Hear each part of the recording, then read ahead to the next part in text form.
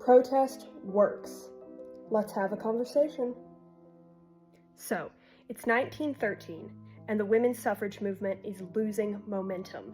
It's been 35 years since the 19th Amendment, also known as the Susan B. Anthony Amendment, was first introduced. 35 years of women fighting for the right to vote. They are exhausted, and they are losing hope. Then, something amazing happens that changes the game. Two women, Alice Paul and Lucy Burns, work with the National American Woman Suffrage Association to plan an elaborate protest procession on Pennsylvania Avenue in Washington, D.C., one day before President Woodrow Wilson's inauguration. They raise $15,000, which in 1913 is a crazy amount of money, to fund the effort and to bring women from all over to Washington to participate in the procession. At the front of the parade is Inez Milholland, activist and lawyer, riding a white horse. She's got a white dress on, a white cape, a beautiful tiara. She looks powerful. And she is the physical representation of what a new, strong, independent woman looks like. Behind her, a float proclaims, "We demand an amendment to the Constitution of the United States enfranchising the women of this country." Basically, we demand the right to vote. The Great Demand, as it was then called, shows that these women are no longer asking and are done accepting the scraps of freedom. So they start marching, and the crowd on the side start blocking their way.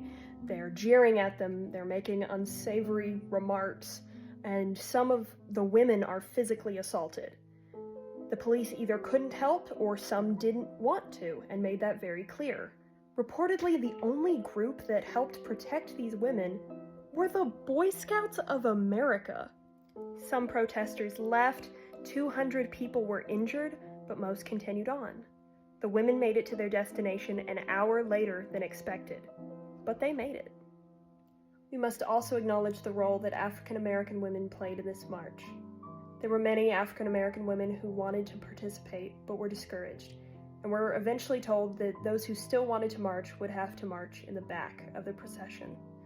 One brave woman, Ida B. Wells, a journalist and sociologist, refused and joined the Illinois delegation anyway. There are reports that many African American women chose to do the same, marching with their state delegation. There were also promises made in the newspaper that a Native American leader named Dawn Mist would march. The thing is, she wasn't a real person.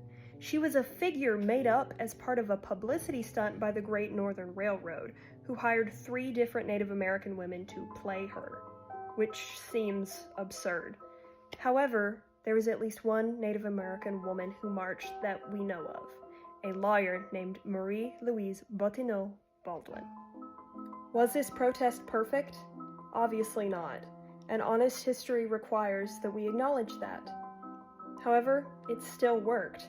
The papers were all over the story, people were talking, and it provided the push needed to get the 19th Amendment passed years later.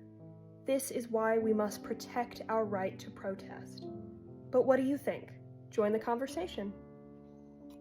If you want to learn more, there are links in my bios to relevant articles and videos that you can go check out.